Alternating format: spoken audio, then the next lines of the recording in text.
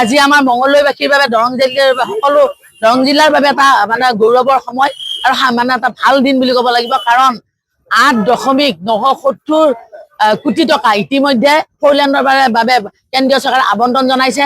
আমাৰ মাননীয় সাংসদ লগতে ৰাজ্যিক সভাপতি দিলীপ শইকীয়া ডাঙৰীয়াৰ দীৰ্ঘদিন ধৰি এই মানে সদনত পাৰ্লিয়ামেণ্টত তেখেতে মাত মাতি আহিছিল, আবেদন জনাই আহিছিল। নীতিন গাডকাৰীয়ে ডাঙৰীয়াই ইতিমধ্যে এই ক্ষেত্ৰত যোৱা কিছু দুবছৰমান আগত মঙলদৈ কলেজত আহোঁতে এই ক্ষেত্ৰত তেখেতে কৈছিল ফ'ৰলেণ্ডটো হ'ব বুলি, আৰু তেওঁ কথা মতে কামটো কৰি দেখুৱালে। আমাৰ দৰং জিলাৰ মঙলদৈবাসীৰ বাবে যিখিনি তেওঁলোকে সন্মান দিলে তাৰ বাবে ধন্যবাদ জ্ঞাপন কৰিব লাগিব। প্ৰধানমন্ত্ৰী মহোদয়ক ধন্যবাদ জ্ঞাপন কৰিবই লাগিব, কাৰণ তেখেতে কেন্দ্ৰীয় চৰকাৰৰ প্ৰধানমন্ত্ৰী হিচাপে তেওঁ যিখিনি এই ক্ষেত্ৰত সহায় কৰিলে তেওঁৰ বাবে তেখেতক ধন্যবাদ জ্ঞাপন কৰিছো।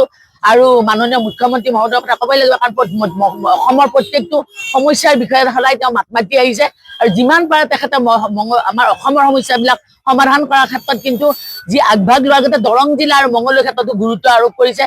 প্ৰত্যেকজন আমাৰ নেতৃবৃন্দক মই ধন্যবাদ জ্ঞাপন কৰিছো। এই ফ'ৰলেন যুক্ত ৰাস্তাটো হোৱাৰ ফলত যিটো যান জঁট কমি যাব, আৰু লগতে যান জঁটৰ ফলত যি এক্সিডেণ্ট হয়, এই এক্সিডেণ্টবিলাকো যিমান যিবিলাক কমি আহিব, গতিকে এইটো এটা খুব ভাল খবৰ। এইটো বাইহাটা চাৰিআলিৰ পৰা শোণিতপুৰ তেজপুৰ মিছন চাৰিআলিলৈ এইটো ৰাস্তা হ'ব। ইয়াত বিভিন্ন ধৰণৰ সা সুবিধা থাকিব। গোটেইখিনি সম্পূৰ্ণ হোৱাৰ পিছত নিশ্চয় আমি ভবা ধৰণে এখন সুৰক্ষিত মঙলদৈ, সুৰক্ষিত দৰং জিলা পাবলৈ আমি সক্ষম হ'ম।